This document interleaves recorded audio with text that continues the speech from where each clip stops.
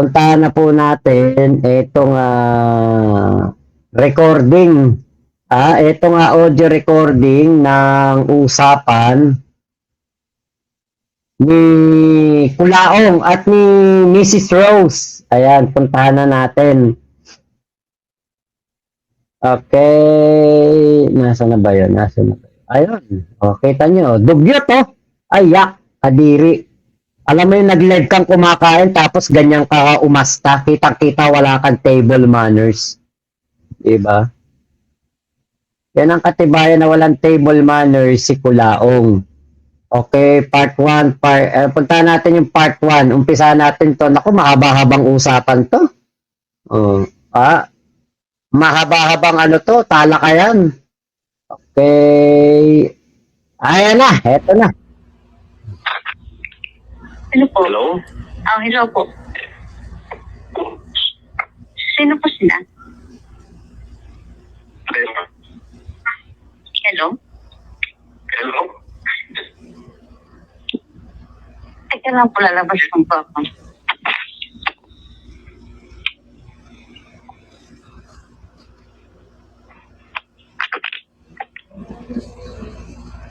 Nanonood ka ba kanina? Nanood ako. May tanong lang ako. Kasi nagdadala na ako. Puro minsan mga nagpapanggap lang na kakampi. Pero puta, mga tauhan pala ni Pujinius eh. Ay, oo nga eh. Paano ako makakasigurado na hindi ka tauhan ni Pujinius o hindi mo sila kagrupo? Ay, Paano ako makakasigurado? Ay, hindi ho.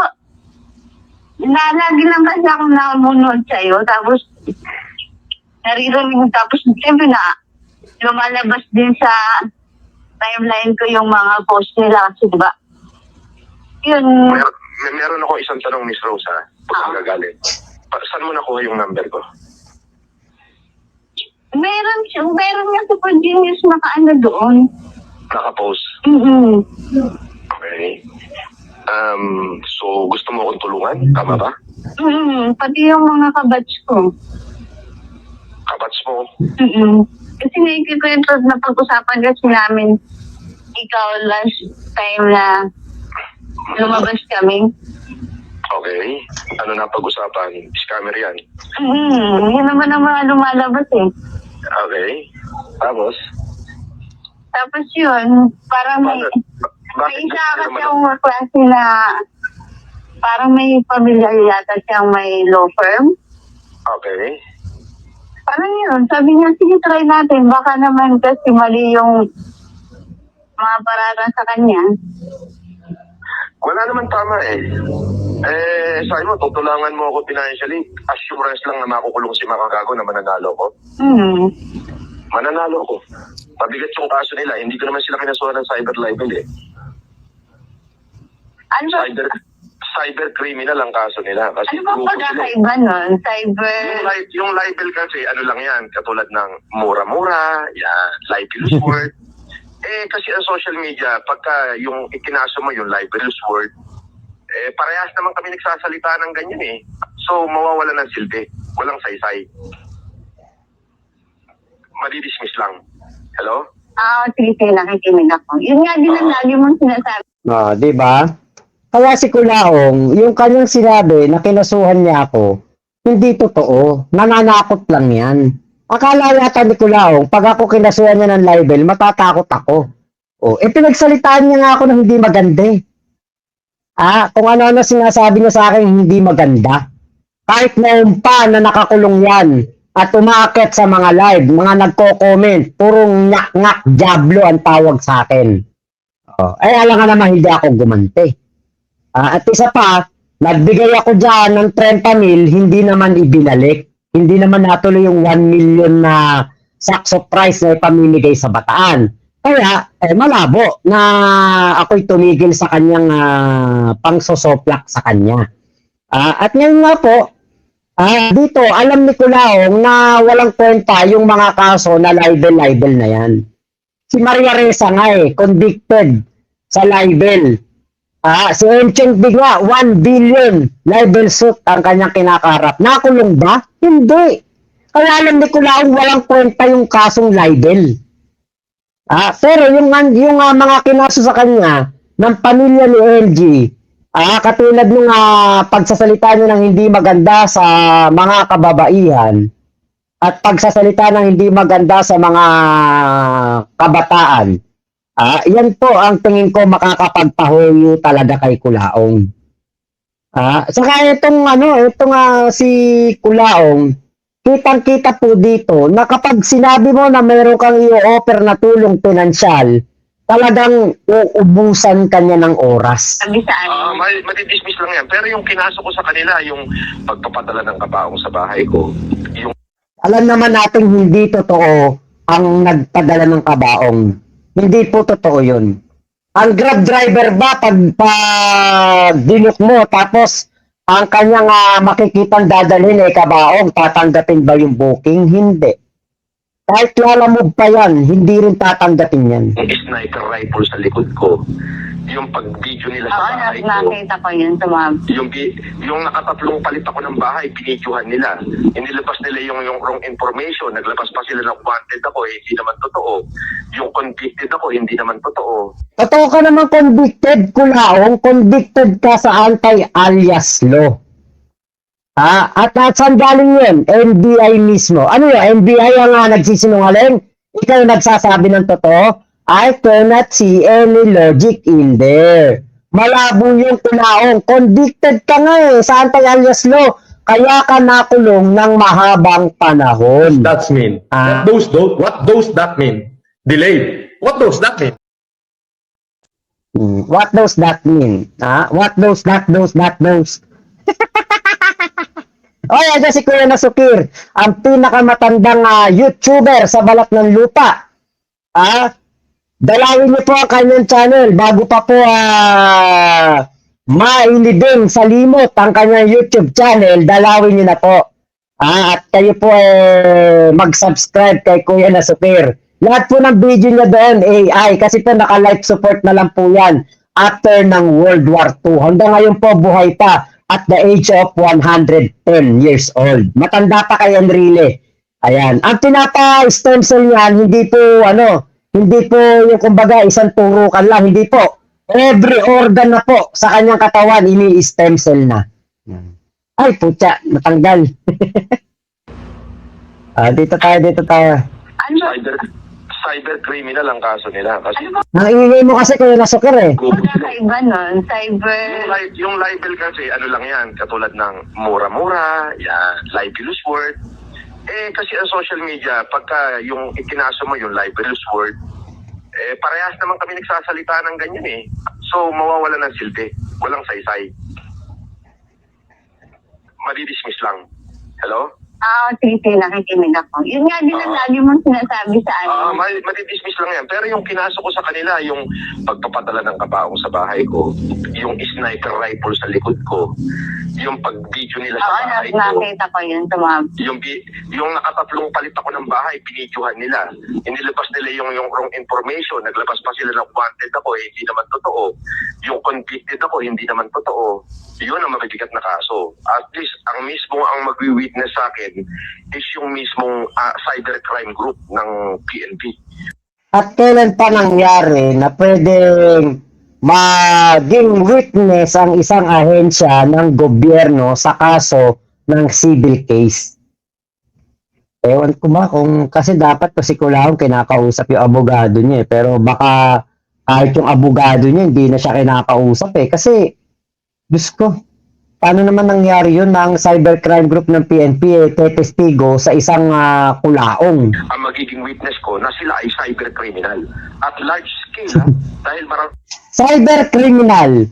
May bagong word Kahit si ChatGPT hindi alam yung cybercriminal sila. Ayun. Pag Kilala mo na yung mga personality behind yung... hindi ko kilala. Ang dinimanda ko ron, Kita nyo, umamin si Kulaong hindi niya kilala kung sino yung behind the Food Genius FB page. Sabi ko nga po, ito ulitin ko. Ang Food Genius FB page, ginawa po yan, ang gamit ay dummy account. Ang number ay sa ibang bansa. So ang sahod ay bumabagsak sa isang babaeng nasa Amerika Amerikana. So, sino ang kakasuhan ni Kulaong? Yung pangalan ng babaeng may bank account na binabagsakan ng sahod ng Food Genius FB page. Ay, nako, Kulaong. Yan po, ganun po kamangmang si Kulaong sa labanan sa SOCMED. Yung kapitbahay ko na kumuha ng picture ko doon sa kanilang bintana. Tapos, syempre, yung Food Resurgence, Food Genius Resurgence. So, ngayon, Siyempre may mga people behind that page. yon, yung cybercrime ang maglalabas ng kanilang mga pangalan. Kasi, dinala ko sa cybercrime yung ikinaso ko sa kanila sa Paranaque. Nakita ni cybercrime doon. Mismo yung mga pulis na nagsabi, putya, ito yung cybercriminal, sabi niya. I-accomplish nga natin to. Kumbaga ano na sila, notorious na talaga sila sa ganon. So mismo mga pulis ang magwi-witness sa akin. I-amend ng mga abogado ko yung mga pangalan the moment na nagka-hearing kami. Kahit sa'yo, hindi pa nila dinisclose yung mga names ng mga yun. Hindi pa kasi, sinupwe na pa nila sa Meta. Ngayon kasi si Meta hindi magbibigay ng information sa may-ari ng account kung mga cyber libel lang ang pag-uusapan. Pero pagka ganung talagang may life-threatening word, katulad to, nagpadala ng kabaong, sinugot ako sa bahay. Wala naman nagpadala ng kabaong kay Kulaong. May nag-comment lang. Sabi nung nag-comment, Sir, ako po yung Grab driver na pinag-bookingan ng Apaol papunta po dyan sa inyo. Pati po kami ng mga maliliit na Grab driver dinadamay po sa kalokohan ng mga basher ninyo. Naniwala po doon si Kulaong. Diyos ko, ganun pala talaga kabobo to. Ay, binidyohan yung property ko, binidyohan yung bahay ko, may sniper rifle sa likod ko. Yun, pwedeng i-warrant ni cybercrime si Meta. Cyber warrant si Meta. Pero mo, katindi ni Kulaong, ano? Ano ka, si Sandro Marcos? Sino ka, si BBM ka ba? Si cybercrime mismo. Sige, basta man po usap-usap tayo pag dumating na yung magkaano muna ako ng kung kailan pwede tayo magkausap through Zoom. So, pwede naman. Kasi Kaya lang, ilan kami, 3 or 4? Kasi dyan, ganun ako. Bakit ako may baon na gustong tumulong akin? So, alam mo, kaya kita tinawagan, sasakyan lang kita talaga. Alam mo yun? Sasakay lang ako sa sasabihin mo, yun ang plano ko today. Sasakay lang ako sa'yo, at parang huhulihin ko lang kung kasabot ka rin nila. Parang ganun. Hindi po. Wala naman ako mapapala kung Pasensya ka na. Yun lang talaga yung gusto kong gawin ngayon. sige. But nakausap kita, siguro nga, baka may naniniwala pa sa akin. Oo naman, salami ba naman ang natulungan mo? Ayun, hindi nila kayang i-deny yun. Totoo naman yun. Lalo John, pandemic na halos lahat. Eto na yun yung kanta na, you're trying to be cool. You look like a fool to me. And tell me everything. Alam mo yung trying to be cool ka. Na kunwari smart ka, pero hindi. Akala mo may hulog sa patibong mo yung si Mrs. Rose. Pero nangyari, ikaw Kulaong ang nahulog sa patibong. Wala mo na ako pinagsisihan doon. Yes. At wala akong pinagsisihan doon. Kahit naman yung grupo din namin namigay ng ganun. Kaya pa ako talagang sinimulan ko yun. Talagang, alam mo yun, bahala na si Batman kahit ano na mangyari sa buhay ko. Ayun, nakakulong ako Ang dami kong kaso Pero nalayas. Kamusta naman yung mo, hearing mo kahapon? Okay naman. Okay na. Wala na. Okay na. Finish. Ano yan? Lumabas na yung Dito lang pala Kung convicted ako, di sinadala na ako sa Tilupa. Layo. Oo nga pala. Sorry. Andito na ako sa Laya. Ibig sabihin, wala. Actually, yung mga witness doon is yung isang witness sabi, pinapirma lang daw siya ng NBI. Yung isang witness, wala nang maalala. Diba? So, gano'n. Pag magsisit ako ng kung kailan kami kasi may mga trabaho, may mga ako meron din Miss Rose, maraming salamat. Anyway, Manila ka ba? Ano ako, dito ako Bulacan. Bulacan. Bulacan? Saan sa Bulacan? Bulacan. Ano si? San Jose del Monte. Marami rin akong tinutulungan dyan. Oo. Oo, meron. May mga ano din naman. Marami akong tinutulungan. Anyway, thank you, Miss Rosa. Sige. Ano na lang, keep in touch pag pag nagkaroon kung kailan may time, ha? Sige. Siyempre may mga schedule din yung iba. Sige. Hindi mo na kita pa pala papasalamatan. Oo. Pakakakampi ka nila. Ay, hindi ho. Sige. One time, makapasyal ako ng San Jose del Monte, nakapagkati tayo. Sige. Walang problema. Basta libre yung time. Mainam sana kung sabay-sabay na pagkita pati yung mga batchmates ko. Ganon. Halos same age naman tayo. Darating ako.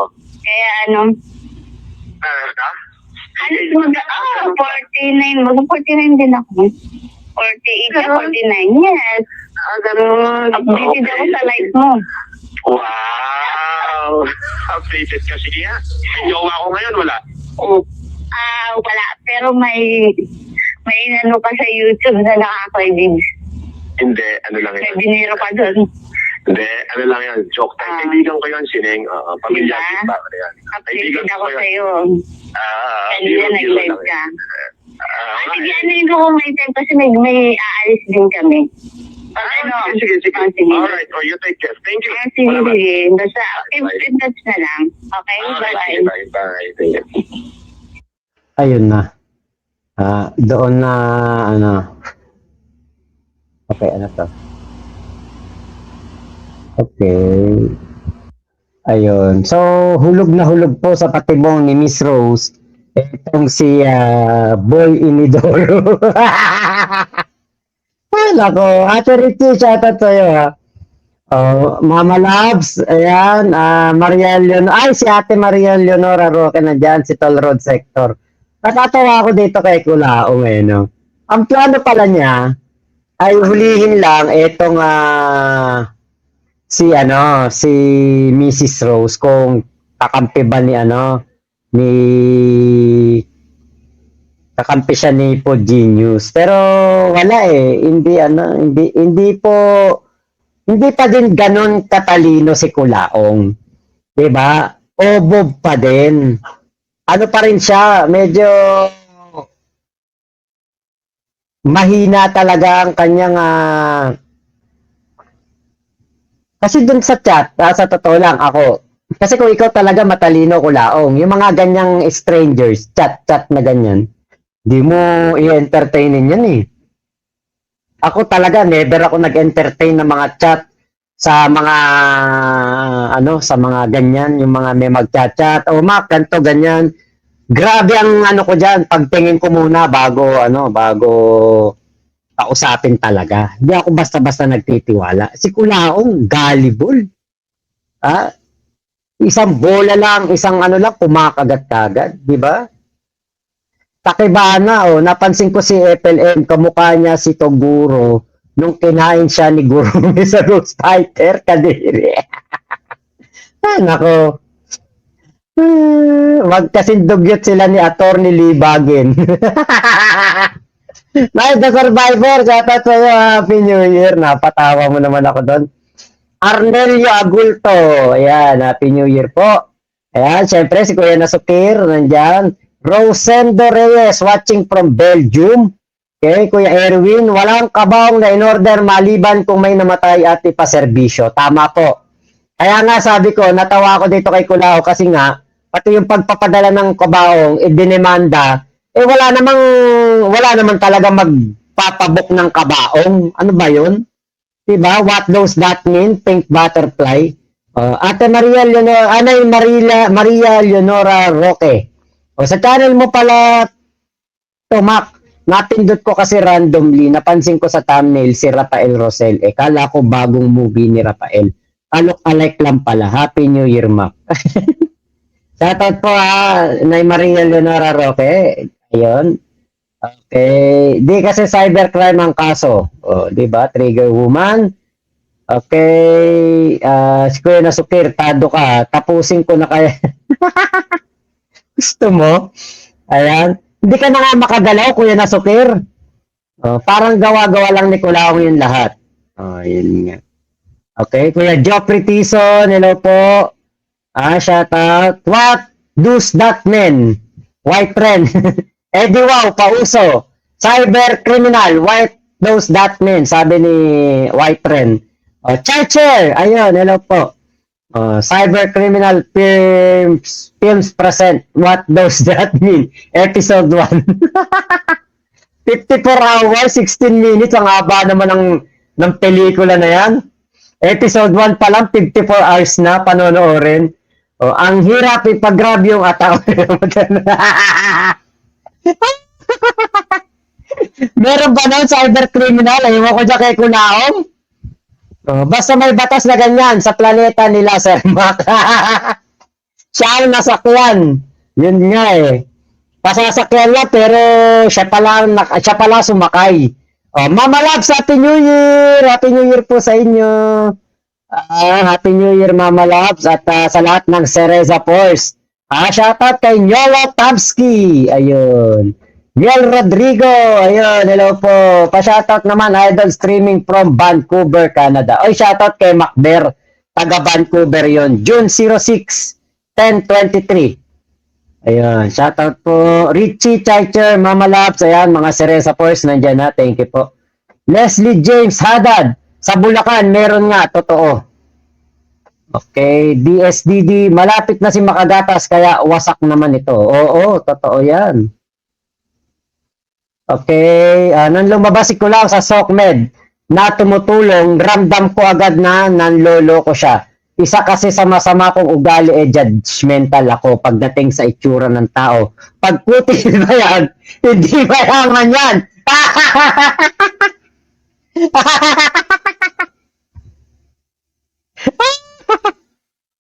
Pag kutis ba yan, hindi mayaman yan. Lagi Naku, napaka-judgmental nyo naman po. Pero tama po kayo. Yung inyong pag-judge kay Kulaong, tama. Basta kutis bayag, hindi mayaman.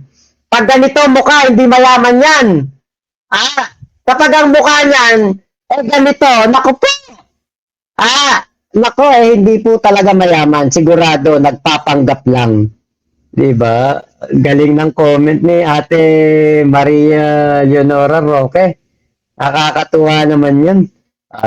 Ate Virgie Badjola, andyan pa rin. Nais Mendoza, sabi po ni Sekyama, mayaman daw talaga yan si Kulaong. Sabi niya po yun. Dyan sa Zeus Cavite. Totoo meron. Okay, shoutout na po sa lahat ng Cereza Force. Okay, Leslie James Haddad, ayan, hello po. Okay, Magwayen, bumabanat si Boy Inidoro. Ay, nako. Napangakuha ng tulong kaya nabola. Pink Butterfly. Zenron, Rona de la Cruz, Happy New Year. Ayan, shoutout po. Dyan sa Quezon City, Chinatown, totoo, meron. Nakalimutan ko, ano ba sinasabi ko na, kaya sinasabi lang, totoo, meron. Nakalimutan ko na. Ayun, Adrian Salute, 1.5 million kasi involved, kaya ang bilis ni Kulaong. Ayun, Ramil Cruz, Shenron, Ryan Gabieres, Happy New Year po from Adawara, Japan daw. Shoutout. Okay, shoutout sa Cereza Force family. Chai Richie, Happy New Year. Leslie James Haddad ng ayun shoutout